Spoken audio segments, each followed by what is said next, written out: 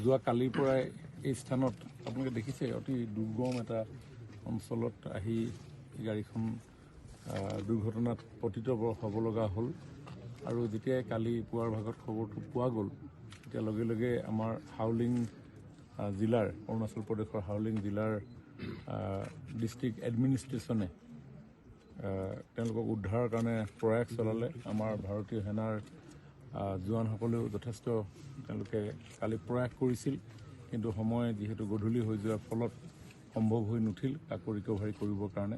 আজি পুৱাৰে পৰাই হাউলিঙৰ জিলা প্ৰশাসন, ভাৰতীয় সেনা, NDRFৰ জোৱানসকলে তেওঁলোকে 6মান বজাৰ পৰাই ৰিকভাৰী প্ৰচেছ ষ্টাৰ্ট কৰিছিলে আৰু এতিয়া 1:40ত প্ৰথমটো মৃতদেহ ওপৰলৈ আনিবৰ কাৰণে সক্ষম হৈছে আৰু তলত ইতিমধ্যে 14টা মৃতদেহ তেওঁলোকে তলত যিসকলে কাম কৰিছে দেখিছে। আমি ইয়াৰ তলৰ পৰা একো দেখিয়ে নাপাওঁ, গতিকে তাতে সেই এজন যে ব্যক্তি তেওঁ যেনে তেনে বাহিৰলৈ ওলাই আহিব পাৰিলে আৰু তেওঁ যদি খবৰটো নিদিয়া হ'লে হয়তো এই বিস্তীৰ্ণ অৰণ্যৰ মাজত হয়তো এইটো বৰ এটা ডাঙৰ ঘটনা এটা সংঘটিত হয়। তেওঁলোকৰ সংহূতটো আমি হয়তো বিচাৰি নাপালোহেঁতেন। যিয়ে নহওক প্ৰায় তলত এতিয়াও NDRFৰ 15জনমান জোৱান আৰু সেনাবাহিনীৰো প্ৰায় 20জনমান জোৱান, 35জনমান জোৱান তলত কাম কৰি আছে আৰু ওপৰতো তেওঁলোকক সহায় কৰি আছে।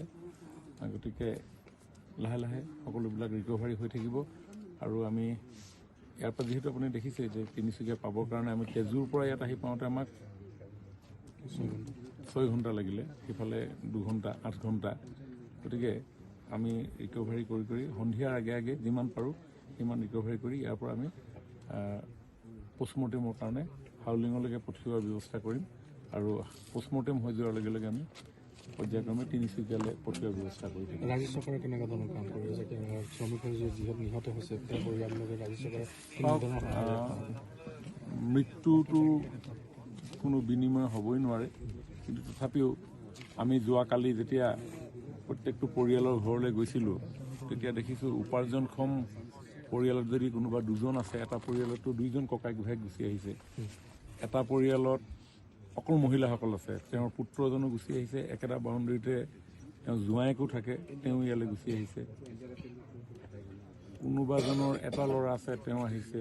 এনেকৈ খুব দুখজনক এটা তাতে যোৱাকালি সেই ছবিখন আমি দেখিছোঁ। গতিকে সদ্যহতে তেখেতসকলে এই গোটেই পৰিৱেশটোৰ পৰিস্থিতিৰ মোকাবিলা কৰিবৰ কাৰণে আজি মাননীয় মুখ্যমন্ত্ৰী ডাঙৰীয়াই প্ৰত্যেকটো পৰিয়াললৈকে 5 লাখ টকা ইতিমধ্যে ঘোষণা কৰিছে। যোৱাকালি মাননীয় প্ৰধানমন্ত্ৰী ডাঙৰীয়াইও 2 লাখ টকা দিয়াৰ কথা কৈছে। আজি এতিয়া আমি ৰাস্তাত আহি থাকোঁতে আমাৰ অৰুণাচল প্ৰদেশৰ কালচাৰেল মিনিষ্টাৰ ডাঙৰীয়ানী পুল ডাঙৰীয়া মোৰ লগতে আছিলে, তেখেতো আহিছে আৰু অৰুণাচল প্ৰদেশৰ মাননীয় মুখ্যমন্ত্ৰী পেমা খাণ্ডু ডাঙৰীয়াইও কৈছে যে পৰিয়ালৰ লোকসকলক অৰুণাচল চৰকাৰৰ তৰফৰ পৰা কিছু আৰ্থিক সাহায্য তেখেতসকলে প্ৰদান কৰিব। কেনেকুৱা ধৰণৰ তদন্ত কৰা যাব?